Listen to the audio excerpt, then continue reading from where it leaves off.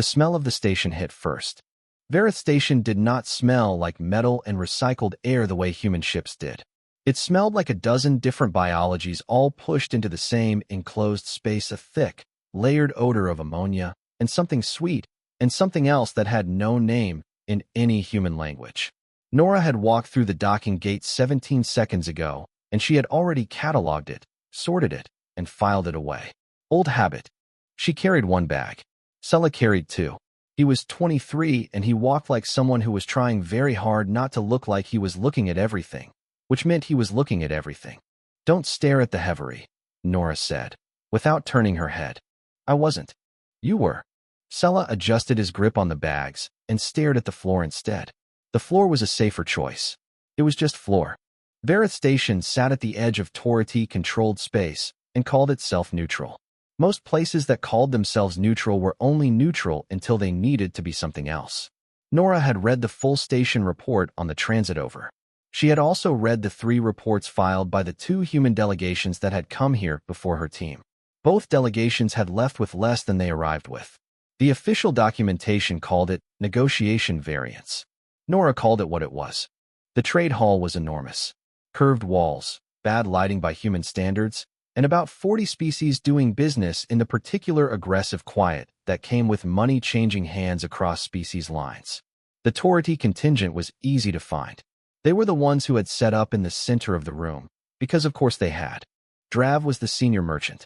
He was tall, even by Torati standards, gray-scaled, and he wore his status in the way he occupied space slowly, deliberately, as if the air itself should be grateful. He looked at Nora the way someone looks at a piece of furniture that has wandered into the wrong room. "The human delegation," he said. It was not a greeting.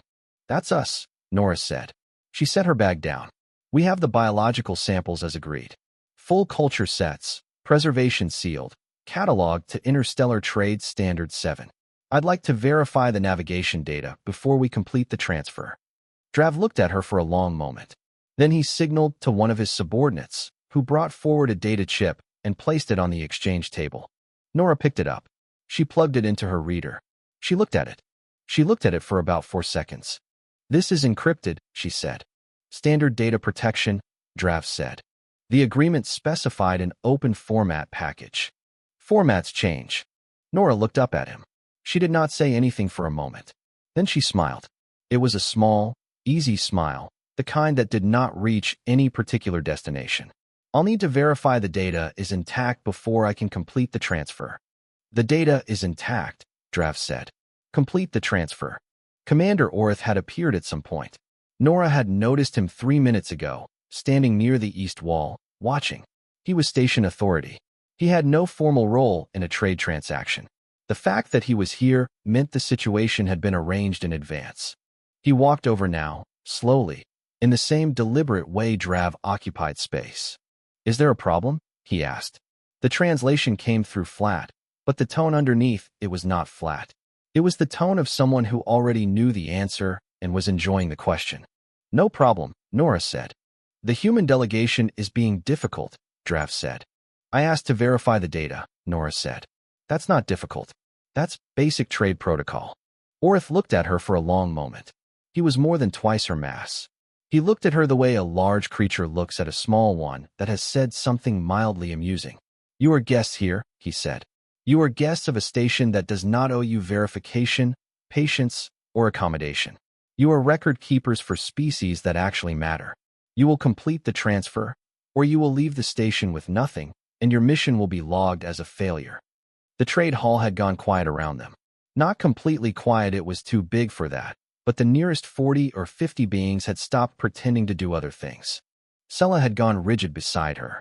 Nora could feel it without looking. She looked at Orth instead.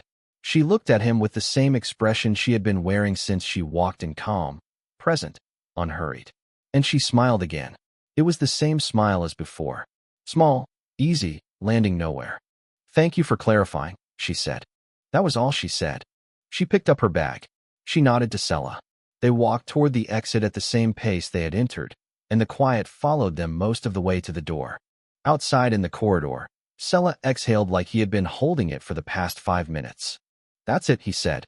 "We're just leaving?" "We're not leaving the station," Nora said. We're leaving that room. They cheated us. In front of everyone. Yes. She was already walking. Document everything. Every timestamp. Every word you remember Orith saying. Write it down before it fades. And then what? Nora stopped at a corridor junction. She took out her personal comm and opened an encrypted channel to a contact Sella did not have clearance to identify. She typed a message that was 11 words long. She sent it. Then we wait, she said, and turned left toward the resupply quarter. She was still smiling. There was a small market 2 levels below the trade hall where a vendor sold something that was not quite food, but was close enough. Nora bought 2 portions and sat at a corner table with her back to the wall and her eyes on the room. She did this in every new place.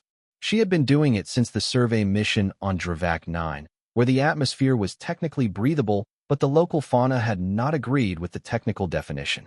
She had spent 11 months on that rock. The crew had gone in with 6. She had come back with 3. The debrief listed it as an environmental incident. Nora thought of it as the place that taught her to always know where the exits were. She was not thinking about it now. She was thinking about the trade hall. The encrypted data chip was already in 3 pieces in 3 different waste channels on the station. She did not need it anymore. She had copied the header data in the 4 seconds she had it in her reader. The header was enough. It had a Torati military timestamp on it, not a civilian one. Drav was a civilian merchant. Civilian merchants did not have military encrypted data packages unless someone very official had handed them one. That was interesting. Sella slid into the seat across from her and pushed the food around like he was not sure it qualified. I wrote everything down, he said. Good. Nora, what are we actually doing here? She looked at him. He was smarter than he gave himself credit for, but he had not yet learned to slow down the part of himself that wanted the situation to resolve quickly. Young people often wanted that. Resolution felt like safety. We're restocking medical supplies, she said. We already have full medical supplies. Then we're double-checking them. He stared at her. While you do what? While I walk around, she said. That was, in fact, what she did for the next 4 hours. She moved through the resupply quarter, the public corridors, the observation level. She visited a station medic outpost on the pretense of verifying cross-species emergency protocols, which was a real part of her job, and she asked the medic, a round and overworked Favani, a long series of completely innocent professional questions. What she gathered was not innocent. She had been a xenobiologist for 9 years. She had published 2 papers on stress response biology in non-human respiratory systems. Walking through a station full of Torati, Hevari, Savhari, and 4 other species, and cataloging what she noticed was not something she had to try to do. It was something she had to try to stop doing. The Torati were cold environment metabolisms. Their reaction time dropped measurably in temperatures above their comfort range. The Hevari had a pressure sensitivity in their secondary hearing organs. The Favani medic had mentioned, entirely in passing, that the station's atmospheric mix was running heavy on nitrogen this cycle due to a filtration issue, which would affect any species with a hemocyanin-based oxygen system. Nora filed all of it. She did not intend to use any of it. But she filed it, because that was what she did, and because she had learned on Dravac 9 that the information you filed but never used was never wasted. It was just stored. She was on the upper observation corridor when she heard someone fall into step behind her at a careful distance. She let them follow for 30 seconds, then stopped at a viewport and waited. It was a Torati. Young, judging by the lighter scaling. Low-ranked, judging by the plain uniform. He looked like someone who had made a decision and was not sure he was still making it. I am Vreth, he said. His translation unit was a newer model. I work under Commander Ortha's administrative division. Nora, she said. He was quiet for a moment. This seemed to surprise him that she gave her name easily, without asking why he was there. I wanted to say, he started, then stopped. What happened today in the trade hall? The commander does things like that. Often. You are not the first. I know, Nora said. He is planning more. Vreth said it quickly, like getting it out before he could stop himself.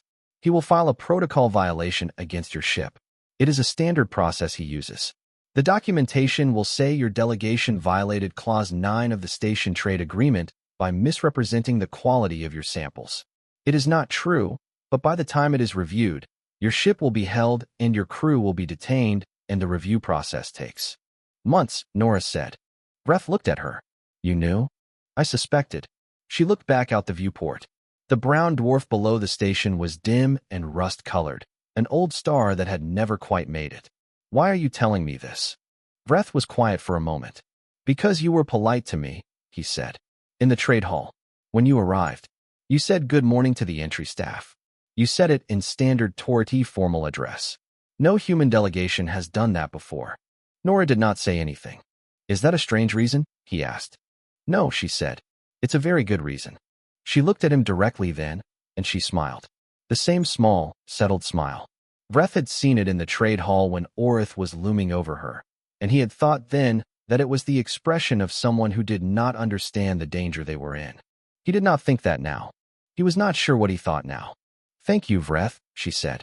He nodded and left before he changed his mind. Nora stayed at the viewport for a little while longer. The rust-colored star sat in the dark below, dim and patient. She thought about Ortha's plan. She thought about Sella being detained. She thought about what she had already set in motion and whether it would be enough. Then she turned and went to find Sella.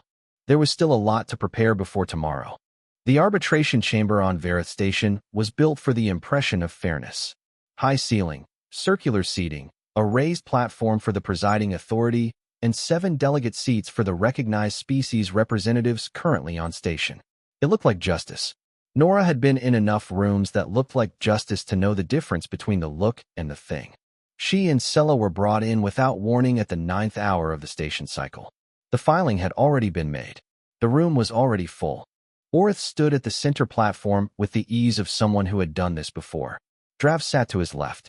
The 7 delegate seats held members from 5 different species Hevari, Favani, 2 Torati representatives, and one being Nora recognized immediately from her background reading.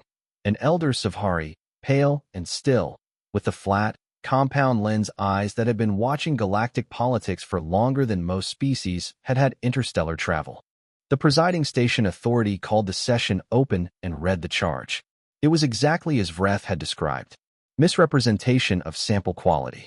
Violation of Clause 9. The crestfall to be held pending a full review. Crew to remain on station. Timeline. Open-ended. Sella sat very still next to Nora. She could feel him holding himself together.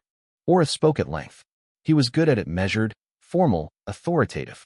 He described the human delegation samples as below stated specification. He described Nora's behavior in the trade hall as resistant and uncooperative.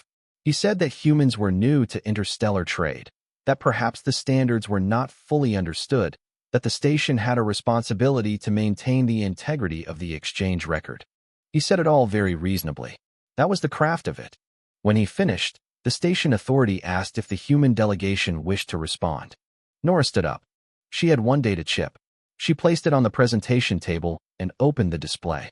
No preamble. She just started. The original trade agreement, time-stamped and countersigned by Drav's firm 3 weeks ago, specified open format navigation data, verified readable at point of exchange. She pulled up the agreement. It sat on the display for everyone to read. The data chip provided in the trade hall today was encrypted.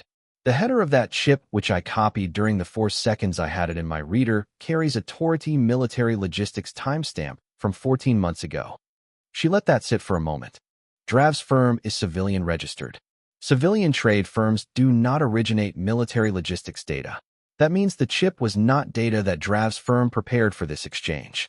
It was a chip someone gave them, and gave them specifically to deliver to us, which means the corruption of this trade was arranged before we arrived on this station. The room was quiet. Nora continued. I also have the full analysis of our biological sample package, prepared by our ship's system and timestamped before docking. It meets or exceeds every specification in the original agreement. I am happy to submit both documents to independent review. She looked at the Savhari elder when she said that last part. She was not sure why. Something in the way the elder was sitting not watching the display, watching Nora, made her think the independent review comment would land differently with them. The station authority said something to Orith. Orith's response was sharp. He called the analysis self-generated and therefore invalid. He said the header data was not proof of origin. His voice had changed slightly. It was still formal, but there was something underneath it now, the particular tension of a large creature that has just realized the small creature is not behaving correctly. I'm not asking for a verdict right now, Nora said. I'm asking for independent verification of the data chip's origin. That's a standard request under Interstellar Trade Framework Article 14. If the data is legitimate, verification will confirm it. If the commander is confident in his filing, he should welcome that. Nobody in the room said anything. Then Orth stepped down from the platform. He walked toward her. Slowly. He was not doing it without intention. Every Torati in the room would understand the language of it. He was twice her mass. He moved like something that expected other things to move out of its way. Nora did not move.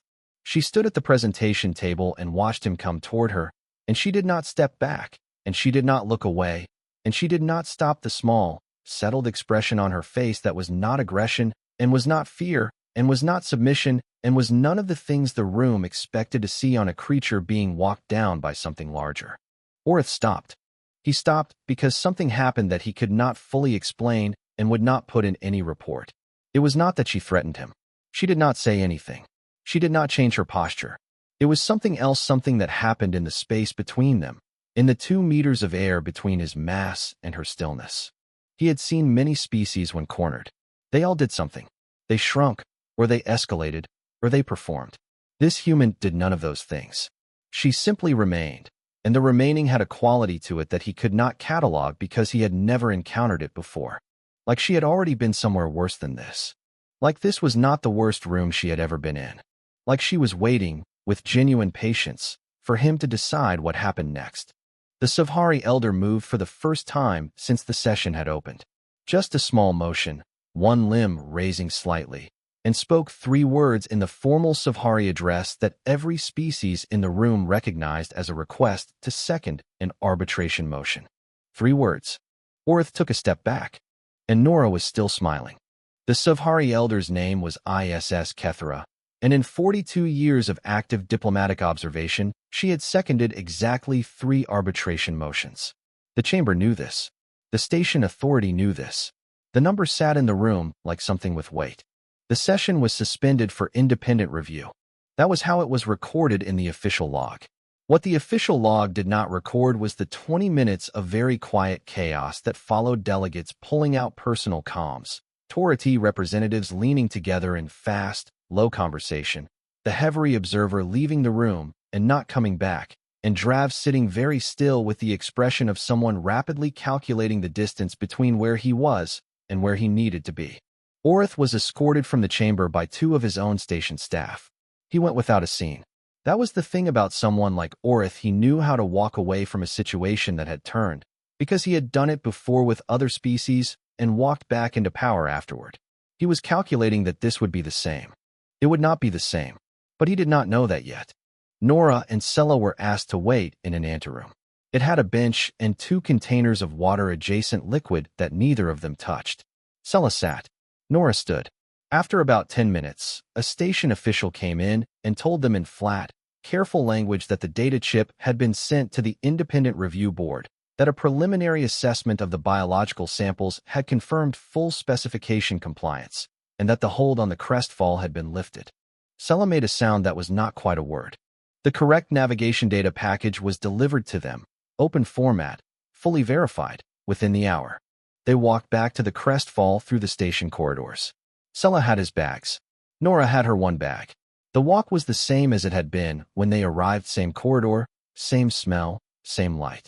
Everything looked the same. I need you to explain something to me, Sella said. All right.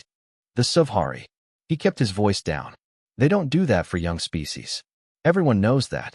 They've been spacefaring for what, 300 years, and in all of that time, they have never formally intervened on behalf of a species less than a century into interstellar travel. That's correct. So how did one of their elders happen to be in that arbitration chamber this morning? Nora shifted her bag on her shoulder. She was already on the station, she said. She's been here for 2 weeks on unrelated business. I didn't put her there. But you knew she was here. Nora said nothing. Nora, the message. The encrypted message you sent the first night. The one I don't have clearance for. You sent it to someone who told the Savhari that something might happen in that chamber. Nora was quiet for a few steps. Then, I sent it to Admiral Yin. I told her the situation looked arranged, that a formal proceeding was likely, and that an independent neutral observer with recognized arbitration standing might find the next morning interesting. Sella stared at her. You set the whole thing up. I prepared for the possibility that it might be necessary, she said. There's a difference. If Orith had handed over the correct data package in the trade hall and gone home, none of this would have mattered. I hoped for that. You hoped for it, but you didn't expect it. She didn't answer, which was its own answer. When did you prepare the analysis files? He asked. That night, after you went to sleep. They reached the docking gate. The crestfall was there, exactly where they had left it, no longer flagged or held. Sella stopped just before the gate and turned to look at her. In the chamber, he said, when Orith came down from the platform and walked toward you. Everyone in that room expected you to either back up or do something. You just stood there. Yes. Were you scared? Nora thought about that. She gave it a real answer instead of an easy one. I was worried about you, she said. I was worried about what a detention hold on the station would look like for a 23-year-old with no prior diplomatic incident record. That worried me quite a bit. But Orith walking at you like that. I have been in worse rooms, she said. The gate opened. They went through. What neither of them saw, because they had already turned away, was that a Favani station worker nearby had stopped pretending to check a wall panel and was watching the two humans board their ship. He pulled out a small comm. He sent a message to a colleague on a different station, 3 days transit away. The message said only, you should look up what happened in Chamber 7 on Varith today. That message would be forwarded 11 times in the next week. There was also a Tority senior officer, not Orith, not anyone who had been in the chamber, who received a full incident report 2 days later. He read it slowly. He read it twice. Then he opened the internal database and pulled every record of a human delegation involved in any formal dispute over the past decade. He sat with those records for a long time. In every single case, the human in the middle of the situation had been prepared in advance. Not for the specific situation, for the possibility of it. Every single time. He created a new file. He titled it simply, Human Delegations Pattern Review. He wrote one note at the top. It said, they are always ready. Vreth wrote in his personal log every night. It was a habit he had started young, when he first joined station administration, because his senior officer had told him that clarity of mind came from putting things into words. He was not sure the senior officer had been right about much, but he had been right about that. He wrote about the Varith incident for 3 nights in a row. He kept starting from different points: the trade hall, the corridor, the chamber, and each time he ended up at the same place. The same question. What was it about the human? He had watched Orith walk toward her. He had been in the back of the chamber, standing against the wall because he had no seat and no official reason to be there except that he could not make himself leave. He had watched the room tighten. He had watched the other delegates do the small, instinctive things that living beings did when something larger moved toward something smaller. They leaned back. They pulled their limbs in. They made themselves less present. The human had not done any of that. She had not puffed up, the way Hevery did. She had not gone still and flat, the way Favani went when a threat was too large to fight. She had not made a sound. She had just remained standing, in exactly the same way she had been standing the whole time. And the remaining had a quality to it that Vretha's mind kept slipping off of because there was no category for it in anything he had been taught. He wrote, she was not unafraid. I do not think it was that. I think she was afraid, and she stood there anyway, and the standing was so complete and so quiet that from the outside it looked like something beyond fear. Like fear was a thing she had long since made a private arrangement with. He read that back. Then he wrote, I think they must come from somewhere very hard. He was right, though he did not know the specifics. He did not know about Dravak 9, or about the other survey mission Nora had run 3 years before that, or about the full list of environments that human crews were routinely assigned to because they had something no other species had in quite the same combination: the physical durability to survive conditions that should kill them, and the mental structure to remain functional while it was happening. Not immunity to hardship. Something different. Something more like the ability to absorb it and keep moving. Other species had specialists for hard environments. Humans just sent people. The morning after the chamber session, before the crestfall departed, ISS Kethera sent Nora a message requesting a brief meeting at the observation level. Nora went alone. You knew I was on this station, she said. Yes, Nora said. You used that. I created an opportunity for you to observe something that I thought would be of interest to you, Nora said. What you did with it was your choice. A long pause. ISS Kethra turned then. Her compound eyes were impossible to read for expression in any human sense. But there was something in the way she faced Nora that felt, in its own way, like a tension of the most serious kind. Were you afraid? She asked. Nora considered this with the same honesty she had given Sela. I was afraid the situation would go badly for my crew, she said. For myself, I've been in worse rooms. I wasn't afraid of Orith. Why not? Nora thought about how to say it. Because I had already gone through every version of the situation I could imagine, she said. I had already lived the bad outcomes in my head and prepared for them. By the time he walked toward me, I had already been through it. The real version was just the last step. ISS Kethra was quiet. Then she said something in Old Savhari that her translation unit rendered only partially, coming out as roughly, "Your species is going to be very inconvenient." Nora laughed. It came out genuine, a real, unguarded sound, and ISS Kethra went very still in a way that suggested this reaction was not expected.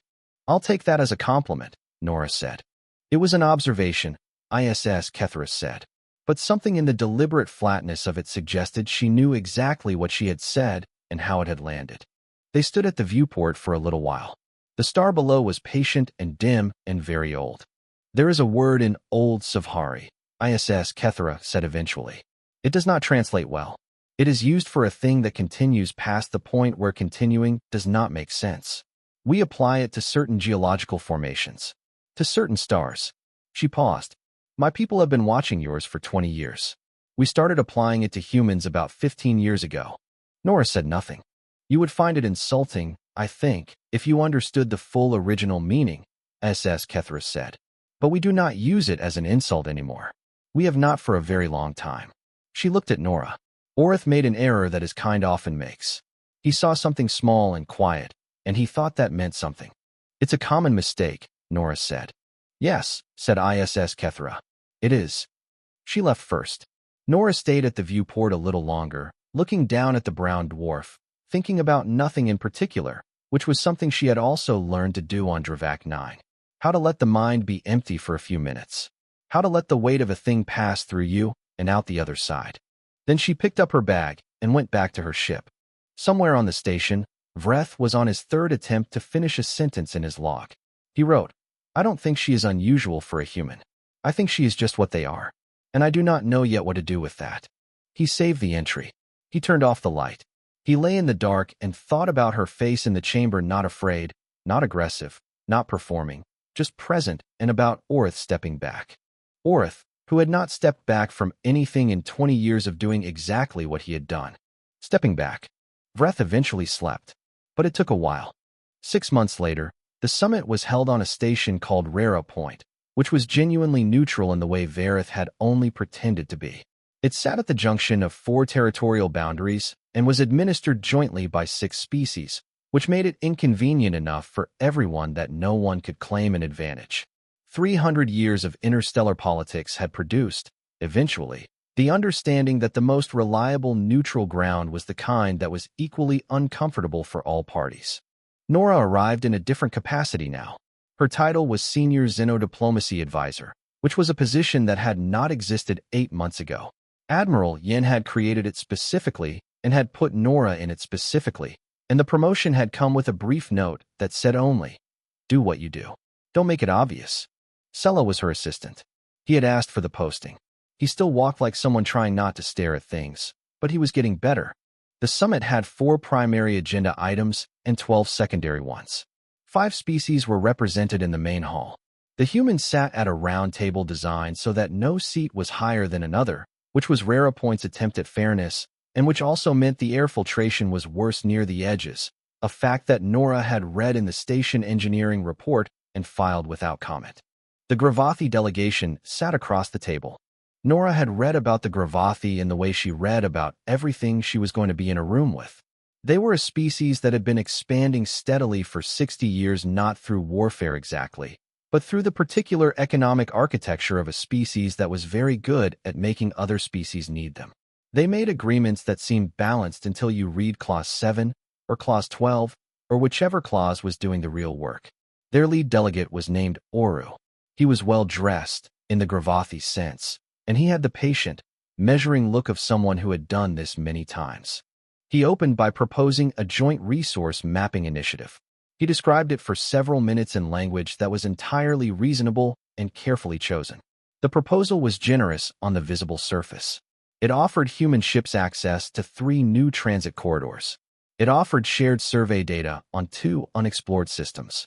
It also, in the secondary clauses, established a Gravathi right of first acquisition on any resource site jointly surveyed within the next 40 years. 40 years, in human political terms, was longer than most administrations. In practice, it meant that anything humanity found together with the Gravathi would belong to the Gravathi before a human government would be old enough to effectively contest it. Oru finished speaking. There was the standard silence of people appearing to consider. Nora spoke.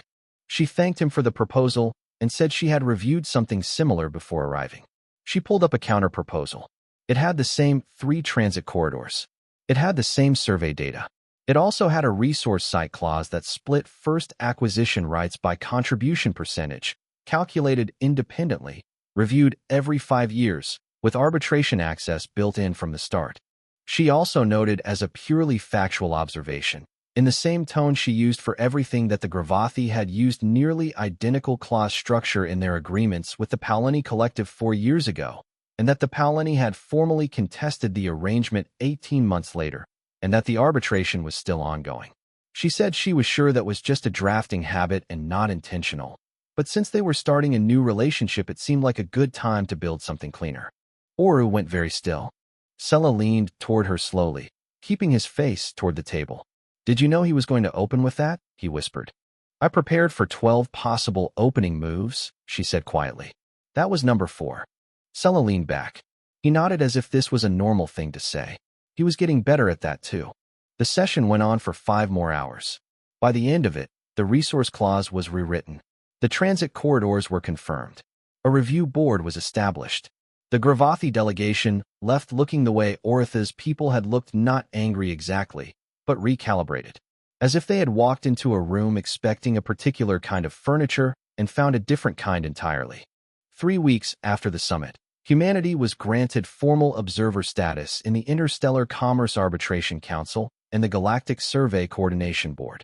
No species less than 100 years into interstellar travel had ever held observer status in either body. The official announcement was quiet, a procedural note in a quarterly council release. It was noticed anyway. In a small administrative office on the other side of known space, Vreth read about it on his morning report. He had been reassigned after Oritha's removal from his position, transferred to a quieter post where he mostly processed station maintenance logs and tried not to think about arbitration chambers. He was good at the logs. The other part he was less good at. He sat with the news article for a while. He thought about a human woman standing at a viewport with a rust-colored star below, smiling at nothing in particular. He opened a message window. He wrote a formal note of congratulation to the Human Diplomatic Corps general address. He said that the achievement was well-deserved. He kept it short because he could not think of what else to say without it becoming something personal, which was not appropriate for a general address. He sent it. 40 minutes later, he received a reply. It was from Nora directly. She had been forwarded the message by her staff. She said thank you. She said the work was ongoing, and she asked how Vreth was doing, and she said she hoped his new post was treating him well, and she used his name. Vreth read the message twice. Then he read it again. She had remembered his name. He thought about what that meant. He thought about a species that was durable enough to walk through hostile environments and come home, patient enough to prepare for 12 possible versions of a conversation, sharp enough to see a clause in a legal document that 3 other species had missed, and that still, somehow, remembered a minor administrative clerk's name from a conversation 6 months ago on a station they had passed through once. He did not know what to do with all of those things being true about the same species at the same time. He wrote back. He said he was well. He thanked her. He said, somewhat formally, that if their delegations ever crossed paths at another station, he hoped she would find the encounters less eventful than the last. He stared at the sent message. Then he almost smiled. Far away, in a Torati command archive, The pattern review file that the senior officer had created 6 months ago had been accessed 7 times by 7 different officers. The original note still sat at the top. They are always ready. The most recent officer to open the file had added one line underneath it. It said, "Too late.